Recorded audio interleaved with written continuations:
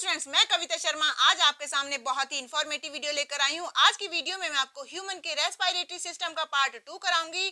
Part 1 में आपको already करा चुकी हूँ। उसे देखने के लिए आप मेरे चैनल को सब्सक्राइब करें। सो स्टूडेंट्स, सबसे पहले आप बोर्ड का स्क्रीनशॉट ले लीजिए। आई थिंक आपने बोर्ड का स्क्रीनशॉट ले लिया होगा। अब मैं आपको रेस्पिरेशन की प्रोसेस को बहुत ही आसान लैंग्वेज में समझाऊंगी। So students, come to the topic. Respiration एक ऐसी प्रोसेस है जिसमें ऑक्सीजन को ग्रहण किया जाता है और कार्बन डाइऑक्साइड को एटीपी की फॉर्म में बॉडी से बाहर निकाल दिया जाता है। Respiration is a process by which oxygen is taken in and carbon dioxide is given out. Respiration एक ऐसी प्रोसेस है जिसमें ऑक्सीजन को ग्रहण किया जाता है और कार्बन डाइऑक्साइड को बॉडी से बाहर निकाल दिया जाता है। In human beings respiratory rate is 12 to 16 breathe in per minute. I think आपको इतना समझ में आ गया होगा। अब हम रेस्पिरेशन के अंदर आने वाले ऑर्गन्स के बारे में स्टडी कर लेते हैं। देखिए, ये सभी ऑर्गन्स ह्यूमन के रेस्पिरेशन के अंदर हेल्प करते हैं। This is nasal cavity, this is pharynx, this is buccal cavity, this is trachea, this is left primary bronchus, this is left secondary bronchus, these are left tertiary bronchus, these are alveoli, this is left lung, this is right lung, these are ribs, this is right primary bronchus, this is diaphragm. Diaphragm एक muscular structure होती है जो कि respiration में बहुत help करती है। अब हम आपको रेस्पिरेशन के अंदर आने वाले ऑर्गन्स के बारे में बताते हैं। देखिए, नोज, फेरिंक्स एंड लैरिंक्स ये मिलकर के अपर रेस्पिरेटरी ट्रैक्ट बनाते हैं। ट्रैकिया और दो ब्रोंकाई मिलकर के ट्रैकियो ब्रोंकल ट्री बनाते हैं। देखिए, this is trachea, this is bronchi, ये दोनों मिलकर के एक ट्री लाइक स्ट्रक्चर बनाते हैं। Bronchioles and alveoli, these are bronchioles and these are alveoli. उसके बाद दो लंग्स पाए जाते हैं। इनमें लंग्स के चारों तरफ एक लेयर पाई जाती है जिसे हम प्लूरा कहते हैं। ब्रीदिंग में टू टाइप्स की मसल्स हेल्प करती हैं, इंटरकॉस्टल मसल्स एंड डायफ्राम, जो कि रेस्पिरेशन में हेल्प करती हैं।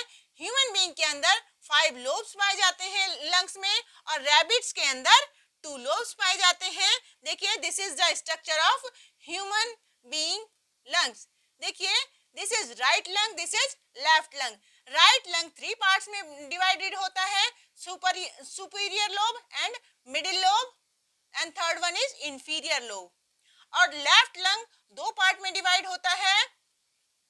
लंग्स के चारों तरफ एक लेयर पाई जाती है जिसे हम प्लूरल मेम्ब्रेन कहते हैं। ये प्लूरल मेम्ब्रेन 2 मेम्ब्रेन से मिलकर बनी हुई होती है, parietal membrane and visceral membrane. बात कर लेते हैं अब एल्वियोलाई की। This is the structure of alveoli, these are bronchioles. 15 crore alveoli present in each lungs. हर एक लंग्स में लगभग 15 करोड़ एल्वियोलाई प्रेजेंट होती हैं, through which alveolar capillaries are connected, जिनमें alveolar capillaries कनेक्ट होती हैं। आई थिंक आपको ये स्ट्रक्चर समझ में आ गई होगी। अब हम एक और डायग्राम के माध्यम से इसको समझाने की कोशिश करते हैं। देखिए, this is nasal aperture, this is pharynx, this is epiglottis, this is glottis, this is epiglottis, this is gullet, this is the structure of alimentary canal, this is trachea, these are bronchus, these are lungs and this is diaphragm। I think आपको इसकी complete structure समझ में आ गई होगी। अब हम आपको respiration की प्रोसेस के बारे में बताते हैं। देखिए, रेस्पिरेशन जो होता है वो 2 तरीके का होता है, external respiration and internal respiration. External respiration is exchange of respiratory gases, oxygen and carbon dioxide between lungs and blood। External respiration एक ऐसी प्रोसेस है जिसमें ऑक्सीजन एंड कार्बन डाइऑक्साइड का एक्सचेंज होता है लंग्स एंड ब्लड के बीच में। Internal respiration एक ऐसी प्रोसेस होती है जिसमें गैसेस का एक्सचेंज ब्लड एंड टिश्यूज के बीच में होता है। आई थिंक आपको इतना समझ में आ गया होगा। अब बात कर लेते हैं प्रोसेस ऑफ रेस्पिरेशन की। रेस्पिरेशन की प्रोसेस 2 टाइप्स की होती है, inspiration and expiration. Inspiration is a process in which air enters the lungs from atmosphere. This is a active process. ये एक active process है. Expiration एक ऐसी process होती है जिसमें air lungs के अंदर entry करती है. This is passive process.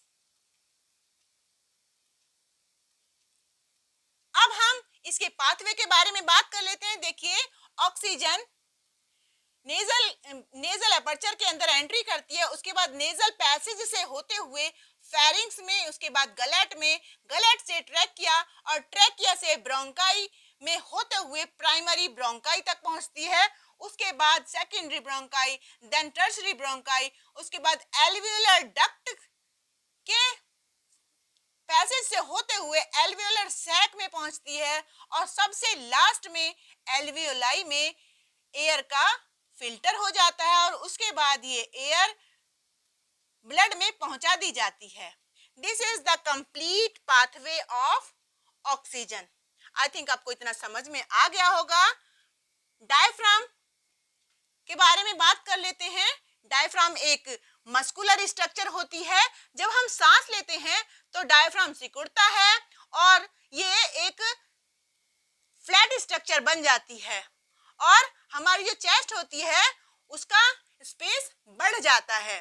और जब हम सांस छोड़ते हैं तो डायफ्राम रिलैक्स करने लग जाता है और एक डोम शेप स्ट्रक्चर बना लेता है और इसके बाद बॉडी से हवा बाहर निकल जाती है.